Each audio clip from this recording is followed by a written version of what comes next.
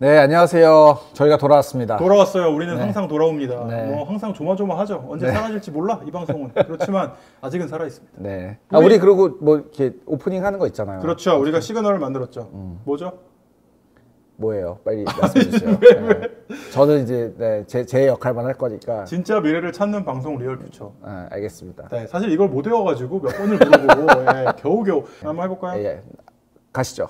진짜 미래를 찾는 방송 리얼 퓨처. 와우. 아, 제가 오늘은 좀 덜 부끄러웠어요. 네, 왜요? 한번 해봤으니까. 그래요? 아니 오영이 하는 거라고는 퓨처 이거밖에 없잖아. 그래도 저번 주엔 부끄러웠어요. 그래요? 네. 아, 이게 되게 섬세한 사람이구만. 이 정도로 부끄러워해서야 어떻게 이 큰 사업을 하겠습니까? 네, 아직은 안 커가지고 네. 근데 커지면 좀 덜 부끄러울 수 있을 것 같아요. 큰 사업 지금 큰일 났어요. 지금 큰 사업이고 작은 사업이고 이게 문제가 아니라 우리 또 트럼프님께서 또 폭탄을 투하하지 않으셨습니까? 그렇죠. 뭐 트럼프의 영향도 있고, 뭐 복합적으로 제가 봤을 땐 쌓여 있는 것들이 좀 터진 것 같은데. 아 그래요? 그렇게 네. 보세요? 이게 돌발적인 상황이 아니다? 뭐 시장이라는 건 항상 올라가면 내려가고, 내려가면 올라가는데 너무 오랫동안 랠리를 하긴 했죠.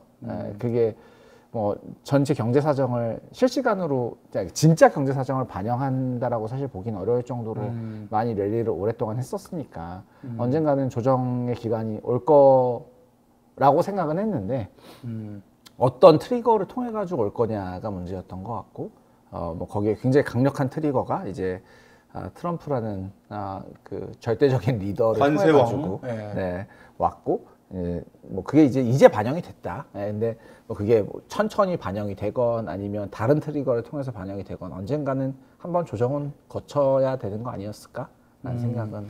그러니까 오영은 이 관세왕 트럼프가 관세를 폭탄을 떨고 가지고 폭락한 게 아니라 그것만 있는 게 아니라 울고 싶은데 뺨 때려준 것도 있다. 그럼요. 뺨을 좀 시게 맞긴 했지만. 네. 그렇게 보시는 거군요. 아니 어떻게 전 세계 경제가 이렇게 다 안 좋은데 뭐 테크주만 좋고 미국 주식만 좋고 그러긴 사실은 쉽지 않잖아요. 실물 경제랑 맞물려서 돌아가야 아니 되는 근데 건데. 이번 그 관세 폭탄은 테크주만 당한 게 아니에요. 아니 물론 그렇죠. 우리 뭐 LVMH 아르노 회장님도 그냥 돈이 그렇죠. 날라가셨고. 네. 그러니까 뭐 전 세계적으로 그렇긴 하지만 낙폭이 가장 큰 게 사실은 가장 많이 올라간 거긴 하니까 그건 뭐 당연하다고 생각해요. 그러니까 가파르게 올라간 걸수록 떨어질 때 한 번 더 많이 떨어질 거고 집값도 그렇잖아요. 우리나라 이제 부동산의 잠실이 그 인디케이터로서 제가 전세 살고 있는 작용을 하는 것처럼 저는 그게 다 시장의 반응인 것 같아요. 그게 가장 민감하게 반응하는 데가 나스닥이고 그 중에서도 M7이고 뭐 이렇지 않을까라는 게 저의 그냥 개인적인 생각이었어요. 우리 한국에 있는 스타트업들은 그 M7의 후광을 등에 업은 나스닥의 후광을 등에 업은 코스닥의 후광을 등에 업은 펀딩을 하잖아요. 맞아요. 그러면은 이제 M7이 이제 끝났어.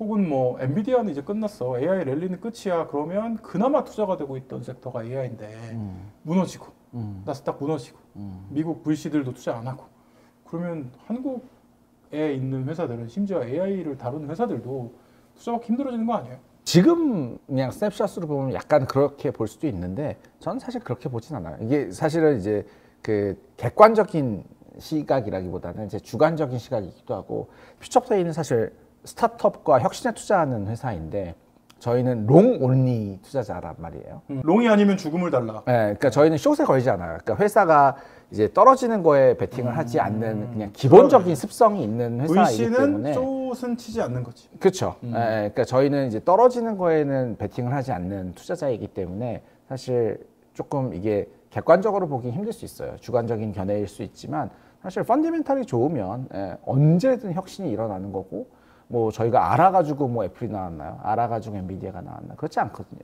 결국 어디선가 이렇게 아무도 모르게 사부작 준비하고 있던 회사들이 시대의 흐름에 이제 부름받아서 팡 터지기 때문에 그런 회사들은 충분히 또 나올 수 있을 거라고 생각하고 있어요. 투자자로서의 되게 큰 유혹이 이렇게 폭풍우가 불 때는 나무 밑에서 비를 피한다는 말이 있잖아요. 맞아요. 그래서 이 전국의 최대 수혜자 우리 역시 버핏 형. 버핏 형님은 피했어 이 비를. 다 현금화를 뭐 애플도 팔고 그래서 아니 갑자기 저 형님이 왜 이렇게 현금을 많이 쟁여놔 했는데 결과적으로는 주식이 다 폭락을 하니까 현금 갖고 아무것도 안 한 버핏 형이 오히려 플러스가 난 이런 맞아요. 상황이잖아요. 네. 근데 그러면 우리 같은 VC도 뭐 이러면 투자를 하지 말고 우리가 펀딩 해놓은 우리 펀드를 그냥 좀 가지고 있자. 이런 선택을 할 수도 있잖아요. 어떻게 보세요? 퓨처플레이 그렇게 할 건가요? 뭐 그것도 하나의 방법이라고 생각해요. 그러니까 이제 거실을 얼마나 잘 읽느냐의 문제인데 사실 이제 퓨처플레이가 지금까지 잘해왔던 것들은 초기 투자, 특히나 이제 정말 혁신적인 회사들의 초기 투자를 하는 거기 때문에 그거를 우리가 매크로를 읽으면서까지 언제 할 수 있고 언제 안 할 수 있을지를 판단할 수 있을까? 최소한 저는 못할 것 같고요. 그러니까 퓨처플레이도 지금은 쉽지 않지 않나 라는 생각 가지고 있어요. 다만 이제 성장하는 회사들 차원에서는 요 섹터에 지금 뭐 1000억 단계 또는 프리-IPO 단계 회사에 투자하는 게 맞을까?에 있어서는 뭐 충분히 그런 선택은 할 수 있을 거라는 생각은 합니다. 근데 정말 미래 저희가 지금 투자하는 시드 투자, 뭐 프리-A 투자 같은 경우는 저희 회수 시점이 3년은 되게 짧잖아요. 5년, 뭐 길면 한 8년까지도 갈 텐데 그런 것까지 저희가 지금 8년의 매크로를 어떻게 저희가 예측하고 투자를 안 할지 결정을 해요. 그런 의사결정은 내부적으로는 하지 않고 있어요. 저희가 뒷단계 투자를 더 많이 하게 되면 뭐 그런 것들은 좀 선별적으로는 할 수 있겠지만 그렇지 않아요. 워런 버핏도 저는 매크로를 본 것도 있겠지만 사실은 이제 원래 밸류 인베스팅을 하는 사람이잖아요. 원래 좋은 물건인데 와 얘가 너무 싸. 그러니까 지금 투자하는 게 먼 미래에 좋을 거야를 통해 가지고 이제 투자를 하는 분이기 때문에 지금 이제 이런 멘탈리티를 가지고 이제 투자를 하니까 이런 현금화를 하셨던 것 같고. 근데 반대로 지금 우리가 지금 보니까 워런 버핏이 훌륭한 투자자 그쵸. 역시 오마의 현민이야 이러지만 2000년대에 워런 버핏이 투자 잘했냐? 그렇죠. 그러니까 손해 안 보고 잘했죠. 하지만 훨씬 더 수익을 극대화할 수 있는 IT 섹터를 다 무시하고 있다가 너무 늦게 애플에 들어갔어요. 그러면 기회비용으로 따지면 예전에 벌었던 것보다 훨씬 큰 수익을 2000년대에 벌 수 있는 기회를 놓친 거거든요. 지금은 잘했지만 2000년대엔 잘 못했었다. 2010년도에 잘했고 2025년은 잘해 보인다. 앞으로는 몰라요. 야, 이 버핏을 깔 수 있다니 대단한 분이시군요. 아니 뭐 전 버핏을 잘 모르니까 존경하지만 뭐 개인적인 친분이 있는 건 아닙니다. 모릅니다. 근데 이 말씀을 들어보니까 우리 버핏 형님의 투자 스타일은 울트라 하이 리스크, 울트라 하이 리턴은 아닌 것 같아요. 맞아요. 그러니까 리스크를 줄여가면서 가치 투자를 하는 스타일이고, 그러니까 당연히 너무 이제 과도하게 테크주들이 올랐어라고 생각하셔서 현금화를 하셨구나. 그러니까 트럼프가 좀 이런 막무가내식의 정책을 할 거다라는 공포도 있긴 하셨을 것 같아요. 그럼요. 그렇지만 말씀을 들어보니까 메이저는 과도하게 테크주가 너무 고평가돼 있어가 더 큰 동인이 아니었나 하는 생각이 들고, 우리는 실전적인 얘기를 하니까 스타트업 입장에서 막 만든 지 1년도 안 된 회사가 시드라운드 펀딩을 받는다라고 하면 말씀하신 것처럼 뭐 예전에 하셨던 것처럼 그냥 펀딩 잘 받으시면 된다. 이게 결론일까요? 시드 라운드 펀딩을 받은 회사가 후속 라운드를 그러니까 예를 들면 이런 식의 뭐 관세 폭탄으로 증시가 무너지고 이런 거에 연연하지 말고 그냥 용기 있게 담담하게, 어차피 저희가 IPO하는 거는 뭐 최소 5년 뒤, 10년 뒤니까 그냥 저희의 기술과 제품을 믿고 투자해 주세요. 이렇게 얘기하는 게 정답일까요? 꼭 100% 정답이라고 하긴 어려운 것 같아요. 어떤 전략으로 VC한테 가서 얘기를 해야 되는 거예요? VC한테 가서 얘기하는 건 되게 너무 많은 에스펙트가 있어서 그러니까 이제 제가 다른 데서도 이야기했었지만 초기 스타트업에서 가장 중요한 건 팀이고, 근데 이제 똑똑한 팀은 사실 매크로도 잘 읽는 팀이고 좋은 팀이라는 거가 내포하는 게 되게 많잖아요. 그렇기 때문에 하나로 이렇게 딱 보긴 어렵지만 사실 이제 매크로 무시하기 되게 어려운 시기가 된 것 같아요. 그러니까 내가 하는 것만 막 들다 판다고 해서 특히나 AI와 관련된 것들은 뭐 세상이 진짜 뭐 하루 다르게, 저희도 세션 했었지만 뭐 오픈AI 나온 다음에 뭐 딥식 나오고, 딥식 나온 다음에 뭐 마누스 나오고 뭐 세서미 나오고 하루하루 변해가는데 내가 그냥 머리 받고 연구 개발만 한다고 해서 그게 되는 시장은 아닌 것 같아요. 다만 또 그것 매크로만 본다고 해서 내가 시대에 따라서 이리 갔다 저리 갔다 하는 것도 사실 맞지 않죠. 이런 식의 조언이 제일 꼰대 같은 조언인 거예요. 이거는 둘 다 잘하라는 얘기 아닙니까? 맞아요. 자기 것도 잘하고 매크로도 잘 보라는 얘기 아니에요. 맞아요. 어떻게 그런 창업자가 이 세상에 어디 있습니까? 그러니까 내가 다 못하면 그런 사람이 팀원으로 있으면 되죠. 네. 아니 지금 이렇게 네. 경기가 흔들릴 때는 스타트업에 안 와요 아무도. 팀원을 모으기도 힘들잖아요. 맞아요. 그러니까 이거 스타트업이 안 나오는 거 아닙니까? 아니죠. 항상 좋은 창업자는 좋은 팀원을 어느 시대에든 모을 수 있죠. 예. 꼰대 같은 발언이지만 네. 전 이거는 그냥 트루 스테이먼트라고 생각해요. 음. 그러니까 변하지 않는 진리에 가까운 믿음인데 뭐 제 믿음이 틀릴 수도 있습니다만 제가 지금까지 봐온 훌륭한 스타트업들은 이 범주에서 크게 벗어나지 않았다라고 생각합니다. 질문을 좀 바꿔볼게요. 내가 막 창업을 준비하고 있어.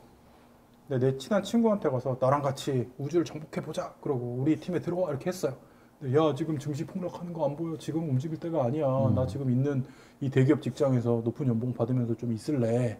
라고 했을 때 창업가는 어떻게 설득해야 될까요? 전 너무 명확한 것 같은데 제가 다시 요거에 이제 질문을 해볼게요, 중이.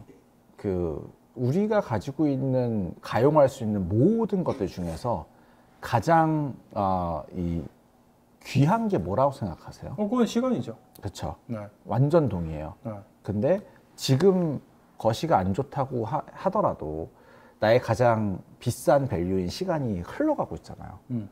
그럼 그걸 어디에 쓸 거냐에 대한 결정이 거시를 읽는 것보다 훨씬 더 큰 의사결정이라고 생각해요. 그 시간을 대기업에서 봉급 루팡하는 데 쓰겠다는 거 아니에요? 그러니까 뭐 그 의사결정 할 수 있는데 그럼 그런 의사결정 하는 사람이 과연 스타트업에 오는 게 적절한가? 그 사람 와도 문제일 가능성이 되게 높다. 저는 만약에 그렇게 얘기하는 코파운더 레벨의 누군가가 있다라고 하면 제가 창업자면 거기서 그냥 탈락이라고 생각해요. 아니 근데 현실론으로 돌아가면 고양이 손이라도 빌려야 되는데 이렇게 차 떼고 포 떼고 그런 완벽한 사람을 채용하려고 하면 안 오잖아요. 그럼 나 혼자 창업할 수 있어요? 보통은 어렵죠. 공동 창업자가 필요하고 한데 뭐 이게 그냥 인플로이, 그러니까 고용인 직장인 레벨이 아니라 공동 창업자를 찾는 거라면 그거 발을 낮출 수 있을까요? 그 좀 어려운 얘기인 것 같아요. 사실 그거보다 저는 개인적으로 더 높은 바는 이 사람이 얼마나 똑똑하고 훌륭하냐 보다도 내가 생각하는 또 이 사람이 생각하는 미래 비전이 얼마나 얼라인되어 있느냐가 조금 더 중요하다고 생각해요. 초기 팀에서는. 근데 그게 얼라인 되면 사실 뭐 현실은 나중 이야기 아닐까? 제가 이렇게 그 데블스 애드보킷이 돼가지고 이렇게 이런 짓궂은 질문들을 했는데 이제 저의 과거를 좀 돌아보면은 제가 1999년에 첫 창업을 했거든요. 이름도 되게 거룩한 우주 커넥션스라고. 우주를 연결한다는 99년에는 우주 진짜 커넥션스. 버블이 그냥 만개할 때였네요. 그냥 버블이 그냥 아주 지금 벚꽃 핀 것처럼 활짝 피어 있었을 때 그때 지금도 기억나는데 제가 카이스트 다니고 있을 때 그 카이스트 앞에 궁동이라고 있거든요. 이제 그때는 이제 버스도 없고 그래가지고 걸어갔어요. 논밭을 이렇게 뚫고 걸어갔었어야 되는데 그때 지금 보현젤스에 대표하고 있는 강석훈 저의 그 카이스트 합창단 후배였습니다. 그 친구한테 맛있는 거 사줄게 그래가지고 꼬셔가지고 가서 그냥 탕수육을 사주면 거절할까봐 이제 3,000원인가 비싼 사천 탕수육을 4천 탕수육이라고 4,000원이 비싼 게 아니더라고요. 이걸 시켜가지고 먹으면서 내가 회사를 하나 만들려고 하는데 여러분들 이런 거 악플 다루셔야 돼요. 아니 왜 이거 얼마나 재밌어. 4천 탕수육은 4,000원이 비싼 게 아닙니다. 아무튼 싫어하시는 분들 많더라고. 아재 요즘 그만하라고. 죄송합니다. 아재인 걸 어떡해요. 아무튼 그래서 이제 시작했는데 그때 내가 이런 아이디어가 있는데 같이 창업해볼래 했을 때 이제 강석훈 대표가 정말 한 번도 고민 안 하고 하죠. 할게요. 한번 해봅시다. 이렇게 얘기를 해가지고 그 회사를 시작했거든요.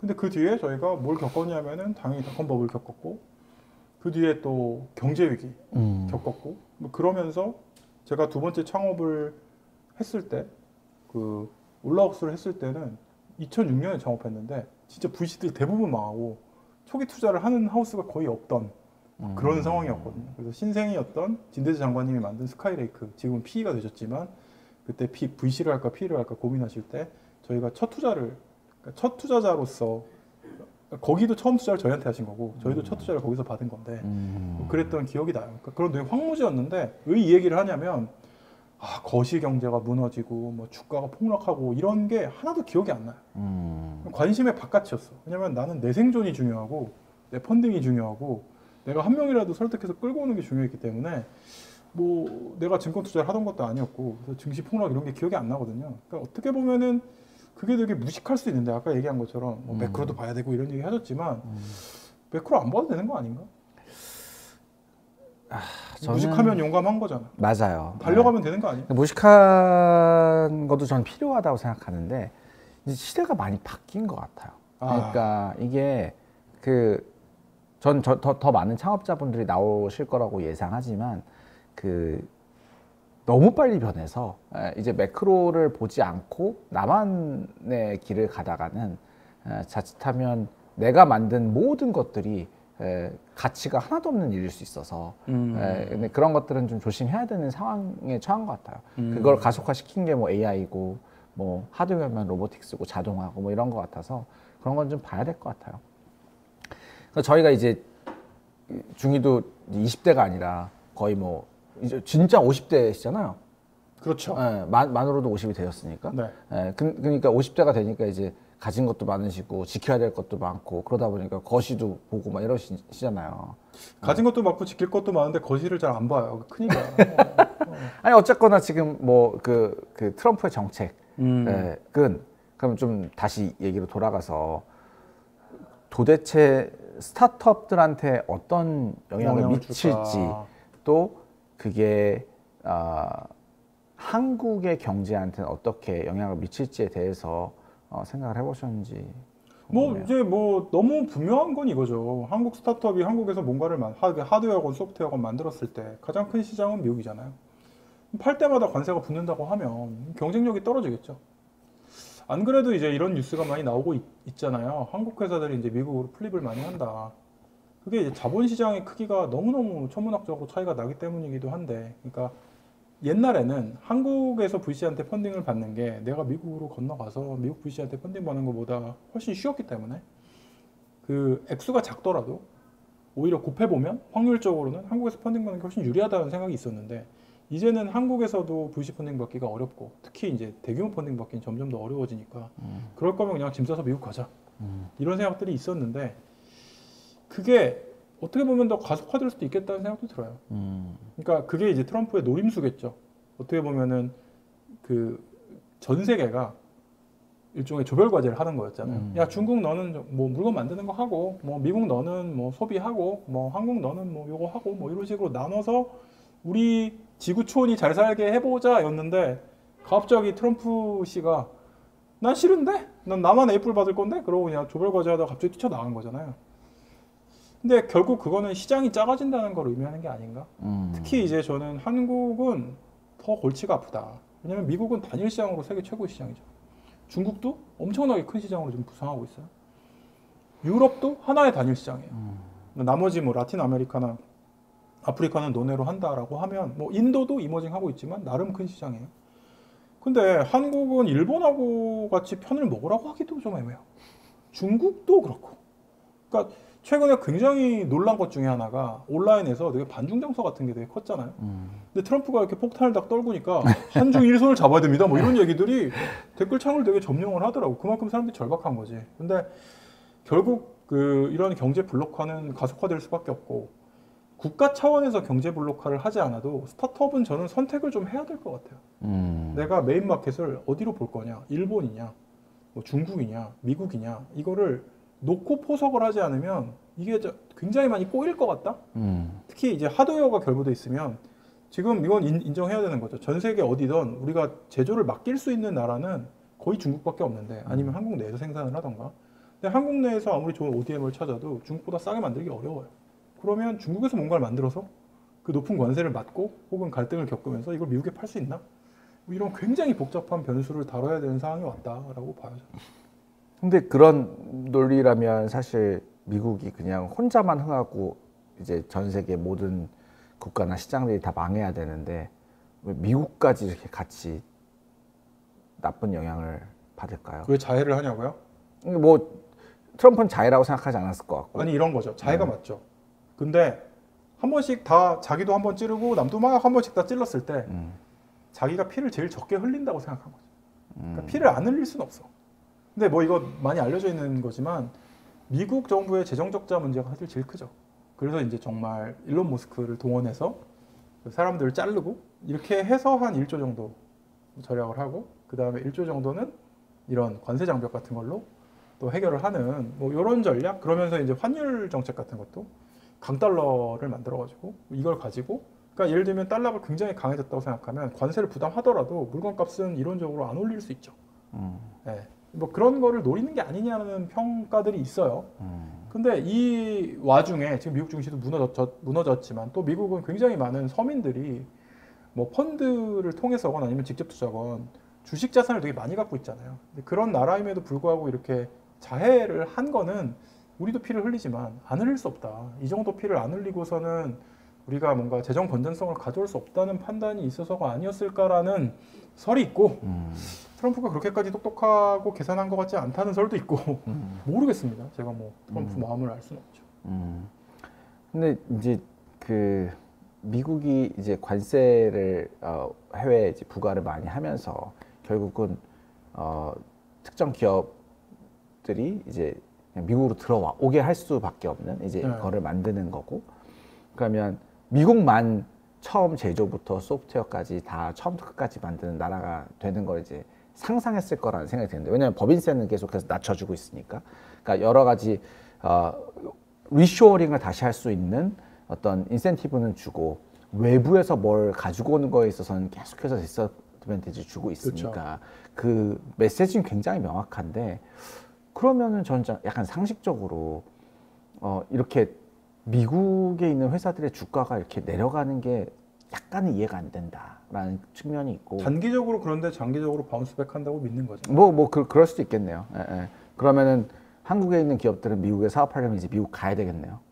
그 현대자동차의 메타플랜트가 저는 되게 좋은 예인 것 같아요. 그러니까 우리가 알아야 될 거는 아무리 뭐 트럼프건 일론 머스크건 리더가 막 별짓을 다 해도 국민 한 명 한 명의 성향이나 능력을 바꿀 수는 없어요. 근데 왜 미국의 제조업은 망했냐? 그거는 냉정하게 지금 미국에 있는 평범한 국민들이 제조업에 특화된 사람들이 아니라서 그래요. 예를 들면 고된 노동이나 적은 임금이나 이런 거를 감수하면서 되게 세밀하고 정밀한 뭔가 손재주를 갖고 뭔가를 만드는데 능숙하지 않기 때문이거든요. 2025년에 미국인은 그렇다는 거예요, 평균적으로. 근데 갑자기 짜잔하고, 야, 우리 관세 장벽을 세웠으니까 미국에 공장을 만들 거니까 미국인들 일하십시오. 근데 아시안하고 싸워가지고 이기셔야 됩니다. 이게 가능한 일은 아니라고 생각하거든요. 그러면 남는 건 뭐냐면은 공장을 리쇼어링 한다고 해도 일은 누가 한다? 우리가 계속 주장하는 로봇과 AI가 할 수밖에 없다는 거예요. 근데 로봇과 AI가 완벽하게 사람이 하는 일을 다 테이크오버 하는데 시간이 얼마 걸리냐? 짧게는 5년, 길게는 10년을 보죠. 그렇게 짧게 생각하세요? 저는 이게 모든 제조업에 모든 인간이 지금 손재주로 하고 있는 거를 다 10년 안에 리플레이스 한다는 거에 베팅할 수는 없다고 보는데, 자율주행 같은 거랑은 좀 다른 것 같아요. 왜냐하면 자율주행은 공공도로에서 사람들의 안전을 지켜가면서 운행을 해야 되잖아요. 그러니까 이미 AI가 자율주행하는 능력은 사람을 뛰어넘었어요. 사람보다 사고율이 낮단 말이에요. 맞아요. 근데 사람들이 기대하는 건 한 명도 안 죽여야 돼. 이 정도 급을 기대하는 거죠. 아니, 왜냐하면 무인차에 치여서 죽고 싶어하는 사람이 누가 있겠어. 근데 공장은 다르다는 거예요. 사람의 생산성보다 1% 너무 큰 거고 0.01%라도 좋으면서 같아도 아마 쓸 것 같은데. 그렇지. 같은데 비용이 싸. 음. 그럼 무조건 채용하는 거죠. 왜냐하면 여기는 이 감정의 문제라던가 이 사람들을 케어하기 위한 에너지가 안 들어가도 되잖아요. 그것도 다 비용이죠. 그러니까 우리가 봉급만 비용이 아니란 말이에요. 인사를 위한 엄청 천문학적인 비용이 들어간단 말이에요. 그래서 저는 이 변화는 생각보다 빠를 수 있다. 그러니까 극단적으로는 자율주행차는 사람보다 운전을 잘해도 공도를 돌아다니기 힘들지만 공장의 로봇은 사람보다 일을 못해도 채용될 수 있어요. 그럴 수 있죠. 근데 기업 입장에서, 그러니까 현차 예시를 들어주셔가지고 이제 아마 뭐 조지아나 그 뭐 알라바마 이쪽에 아마 세울 거라고 예상이 되는데. 루이지애나요? 네. 지금 예상이 나온 데가. 근데 원래 있던 쪽이 이제 남부였으니까. 근데 그렇게 됐을 때 과연 미국 입장에서는 최소 몇 명을 고용해? 예, 아니면 너네 엄청난 디스어드밴티지가 있을 거야라고 아마 그렇게 아마 정책이 마련되지 않을까. 결국 리쇼어링하는 가장 큰 이유 중에 하나는 풀리 자동화는 아닐 거라 생각이 들어요. 예, 결국 정치인들은 시민들한테 표를 얻어야 되기 때문에 일반 사람들이 일할 수 있는 양질의 직업을 다시 리쇼어링 한다라는 의미도 있다고 생각하는데 나의 경쟁 대상이 로봇가 되는 순간 그거의 경쟁력이 좀 없어질 수 있어서 좀 멀리 생각해 보면 다시 미국으로 들어가는 회사들의 리스크는 오히려 그런 걸 수도 있지 않을까? 오히려 뭐 중국이나 한국이나 일본 같은 나라에서 fully automate 된 거를 만드는 게 장기적으로 봤을 때는 경쟁력이 있을 수 있지 않을까요? 근데 그건 이제 관세 장벽하고는 완전히 반대에 있는 얘기인 거죠. 그러니까 조별 과제를 할 때는 그 방향으로 갈 수밖에 없는데, 그러니까 저는 그냥 인간 노동의 한계가 더 가속화되고 있다고 생각해요. 그러니까 당연히 트럼프는 뭐 표를 위해서도 그런 육체 노동을 하고 있는 미국 유권자들의 표를 얻었어야 됐고, 루이지애나에게 들어가면서도 루이지애나 예를 들면 주지사라던가 이런 분들이 나와가지고 막 환영하고, 근데 이분들이 상원 하원에서 다 되게 힘이 센 분들이었단 말이에요. 여러 가지 포석이 있는데 왜 메타플랜트 얘기를 하냐면 메타플랜트는 설계부터 궁극적으로는 무인화를 하려고 만든 공장이에요.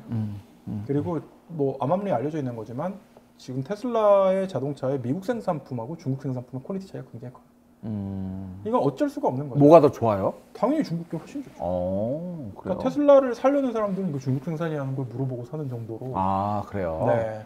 저도 뭐 단차 얘기를 듣긴 해본 것 같아요. 네. 근데 이거는 뭐 어쩔 수 없다는 거예요. 근데 미국이 지금 일자리를 늘려내는 것도 있는데 기본적으로 미국인은 전 세계 최고의 소비 민족이고 그러면 당연히 질 좋은 상품을 싸게 사고 싶고 그거랑 대치되는 거죠. 그러니까 직업을 더 갖고 싶어라는 미국인의 욕망과 더 좋은 제품을 싸게 사고 싶어라는 미국인의 욕망이 지금 충돌하고 있는 거예요. 근데 뭐가 이길까요? 저는 소비하는 인간이 노동하는 인간을 이길 거라고 봐요. 왜냐하면 소비를 했을 때 나오는 도파민이 일을 했을 때는 도파민이 안 나오잖아. 일하면 힘들지. 그렇죠. 네. 그 뭐 디맨드가 항상 리딩을 하긴 하죠. 네, 그러니까 굉장히 문명사적인 전환기에 트럼프가 도박을 한 거라고 저는 생각을 하고요. 그러니까 이게 단기적으로, 그러니까 적어도 트럼프 임기는 뭐 3년 반밖에 안 남았으니까 그 안에 뭔가 혁명적인 일이 일어나긴 어렵지만 굉장히 많은 회사들이 팩토리는 어디든 지을 수 있어. 뭐 관세 장벽 같은 게 있어도 그걸로 회피할 거야. 근데 거기서 채용하는 거는 너무 힘들어. 무인 공장으로 가야 돼. 다 베팅하고 있다. 손정희 회장님이 또 최근에 또 베팅을 하셨죠. 무인 공장 짓겠다. 그래서 뭐 앱트로닉 같은 데 투자도 하고.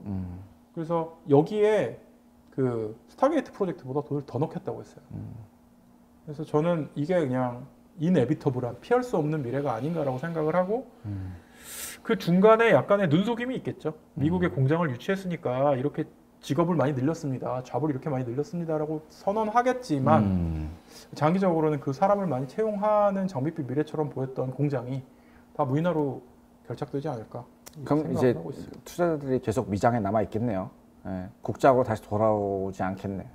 그래서 이제 많이 예측을 하는 게 그 빈부격차는 극단적으로 커질 것이다라는 예측을 많이 하잖아요. 그러니까 그런 무인 공장을 소유하고 오퍼레이션 하는 극소수의 인간과 거기에 들어갈 수 있는 기회조차도 상실된 사람의 경제적인 부의 차이는 엄청나게 커지겠죠. 근데 결국 그 부를 가지는 거에 베팅한 것 같아요. 그래서 지금 이 여러 이슈들이 팡팡 터지고 있어서 조용히 지나가는 것처럼 보이지만 지금 미국 정부가 팔을 비틀어가지고 그 인텔 파운드리에 TSMC가 투자하게 지금 유도를 하고 있거든요. 그러면서 TSMC 기술을 인텔에 전수 좀 해줘. 뭐 이런 얘기 하고 있거든요. 그러니까 결국 그냥 트럼프 형님의 머릿속에는 좀 어린아이 같은 생각이지만 전 세계 좋은 거 다 우리나라에 끌어들여야 돼. 갖고 와야 돼. 근데 그게 딱 직접적으로 그래서 잡을 늘릴 거야. 이것만은 아닌 것 같아요. 그냥 전략적으로 그냥 전 세계에서 짱 먹는 거는 내가 다 가져야 돼.가 강하지 않을까. 제가 요즘 이제 저의 주관적인 시선에서 세상 돌아가는 거 보면 한 3가지의 흐름이 좀 보이는데 하나는 전 세계 어디 특히나 뭐 미국, 중국은 말할 것도 없고 한국도 그렇고 정부가 경제에 있어서 어마어마하게 보이는 손 역할을 많이 하고 있구나. 그렇게 돼버렸죠. 라는 생각이 들었고, 그러니까 가장 큰 회사잖아요. 어떻게 회사는 아니지만 가장 큰 버젯이 있는 조직이잖아요. 어마어마한 의사결정을 가지고 있고 실질적으로 직접적으로 이렇게 행사한 적이 제 삶에 별로 없었던 것 같다라는 생각이 들고, 두 번째는 혁신이 큰 스타트업이 아니라 거대 IT 기업들한테서 너무 많이 나오고 있어서 좀 정신이 없다. 그래서 창업자들 되게 고민 많겠다라는 생각이 하나 있고, 세 번째는 어쨌거나 저희가 이제 하는 업 자체가 퓨처플레이가 하는 업 자체가 창업자한테 베팅하는 업이니까, 창업자 중에서는 예전에 과거에 창업을 했다가 엑시트한 분들이 다시 창업하는 빈도가 조금 더 보이는 것 같다라는 트렌드가 좀 보이기 시작했어요. 이게 좀 저는 그 시대 정신하고 맞물려 있는 것 같아요. 우리가 지금 계속 그런 무역장벽 얘기도 하고 있고, 사실은 이제 트럼프가 공화당 출신으로 당선되긴 했지만 전통적인 이 소위 말하는 자유주의자의 시선으로는 정말 WTO라는 시스템 하에서 전 세계가 정말 프리 트레이딩을 하고 막 이런 거를 지향해야 되는데 완전히 반대 방향으로 갔잖아요. 그러니까 이렇게 다극화되는 상황에서 이게 너무 변수가 많아지니까 결국은 이런 변수, 아까 얘기했잖아요. 그런 사람이 누가 있어요? 라고 제가 얘기했잖아요. 매크로도 볼 줄 알고 자기 업도 진짜 끝장나게 잘하는 사람 아니면 VC도 투자하기가 어렵다라고 한다면 한번 해본 사람이 더 잘하지 않나. 이게 있고, 또 하나는 아까 그 빅테크 얘기하셨는데 지금 가장 명실상부하게 그 비용 효율이 가장 높은, 성능도 제일 좋은데 가장 적은 자원을 써서 학습시킨 그 AI가 뭔지 아십니까? 몰라요. 구글 제미나이예요. 맞아요. 그러니까 결국은 이제 그 아무도 모르는 새 제미나이가 다 죽이고 있다. 아니, 요즘 밈이 돌고 있던데. 지금의 그 LLM을 만들어낸 건 사실은 트랜스포머라는 모델인데, 트랜스포머는 이제 구글에서 나온 거잖아요. 근데 구글이 이런 얘기도 했다고 그래요. 이렇게 될 줄 알았으면 트랜스포머를 그렇게 논문으로 써가지고 공개하고 이러지 않았을 거다. 꽁꽁 숨겨놨을 거다. 이런 얘기까지 하는데, 이 딥마인드에 무려 노벨상을 받으신 그 하사비스가 다시 틀어치고 제미나이를 끌고 간 지금 결국은 왕좌를 다시 차지한 거죠. 그러니까 이 정도로 그냥 될 놈 될, 약간 구글의 경쟁자는 구글, 뭐 이런 방향으로 향해 가면서 더 그게 강해진 것 같아요. 그러니까 한번 해보고 정말 끝판왕으로 이 뭔가 그나마 승리의 가능성이 높은 사람한테 더 돈이 몰리는 이런 현상이 일어나고 있는 것 같고, 그래서 이런 고민이 있어요. 이게 맞나? 왜냐하면 창의력이라는 거는 한번 해본 사람한테도 나올 가능성이 있지만 이건 약간 로우 리스크 로우 리턴 같은 거잖아요. 그러니까 진짜 하이 리스크 하이 리턴은 처음 해보는 사람이 그 정말 그 처음 하는 사람들은 행운이 있다고 하잖아요. 그런 그 정말 비기너스 럭을 가지고 아무도 못 가는 길을 딱 갔을 때 깜짝 놀랄 만한 게 나오는 건데, 그리고 처음 하는 사람만의 무식함이 있죠 또. 그렇죠. 아까 제가 그랬잖아요. 저는 뭐 그래 남들이 닷컴 버블로 망해도 나는 몰라, 나만 안 망하면 돼, 뭐 이런 생각으로 이제 사막을 막 걸어온 느낌이었는데, 그 맛이 더 저는 또 돈 주고 사야 되는 거 아닌가라는 생각이 들면서도 지금 시장이 돌아가는 판도를 보면 연쇄 창업자들한테도 유리한 판은 벌어지고 있다. 이런 생각이 드네요. 저희가 알만한 연쇄 창업자들이 누가 있을까요? 저는 뭐 저희 퓨처플레이가 투자했던 회사 중에 제일 제가 자랑스러워하는 분은, 꼭 이 자리에 제가 꼭 초대해드리고 싶은 분 중에 하나는 이창수 대표님. 우리 파이브락스라는 회사를 만드시고 그 다음에 바로 또 미국의 탭조에 인수된 다음에 미국에서 또 창업을 하신 게 올가나이즈라는 회사를 만드셨는데, 또 놀랍게도 일본에서 사업이 잘 되시니까 일본으로 플립을 해서 한 내년 초쯤에 일본 증시 상장을 지금 하시려고 준비하시고 있는데, 그분의 이제 이런 여정을 보면은 저는 진짜 담대하고 멋있다 이런 생각 되게 많이 들고요. 글로벌하게는 또 누가 있을까요? 글로벌하게? 아니 샘 알트만도 어떻게 보면 뭐 연쇄 창업자죠. 샘 알트만도 연쇄 창업자죠. 첫 번째 스타트업이 성공하지 못해서. 샘 알트만의 첫 번째 회사 이름 기억해요? 몰라요. 저는 알고 있어요. 뭐 루트라고. Y 컴비네이터에서 투자를 받았는데. Y컴에서만 투자를 받은 게 아니라 루트가 왜 유명해졌냐면은 애플이 그 당시에 펀드를 만들었어요. 애플이 펀드를 만들어서 그래요? 앱스토어에 올라가는 회사, 그 앱을 만든 스타트업에 투자하겠다. 그러니까 생태계 펀드 같은 거네. 그 생태계 펀드를 발표하는 자리에 대표 주자로 나와서 피치를 한 사람이 샘 알트만이었어요. 그때부터 난 놈이었던 거죠. 20대 샘 알트만을 보고 싶으면 그 루프트, LOOPT, 애플, WWDC 이렇게 치면 발표하는 게 나와요. 그 약간 포스퀘어 같은. 그래요? 네, 그러니까 약간 위치를 공유하고 뭐 이런 거였던 걸로 기억하는데, 그걸 이제 만들었는데 와이컴 알럼이었고 잘 안 됐는데, 여기서 이제 그 샘 알트만을 눈여겨 본 우리의 그 폴 그레이엄 큰 형님께서 네가 대표해.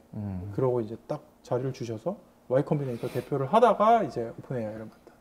창업자였다가 VC했다가 다시 또 창업자로 돌아가는 그런 케이스죠. 아까 중이 말씀하신 대로 제가 만난 창업자분들은 내가 이렇게 어려운 줄 알았으면 창업 안 할 것 같아 라는 얘기 되게 많이 하시는데 왜 또 할까요? 제가 항상 하는 말이 있거든요. 그 스타트업이라는 거는 약간 라이프 스타일인 것 같아요. 그러니까 내가 삶을 어떤 식으로 피곤하다. 아니 라이프 왜? 스타일이면 약간 힙합 같은 거지. 힙합.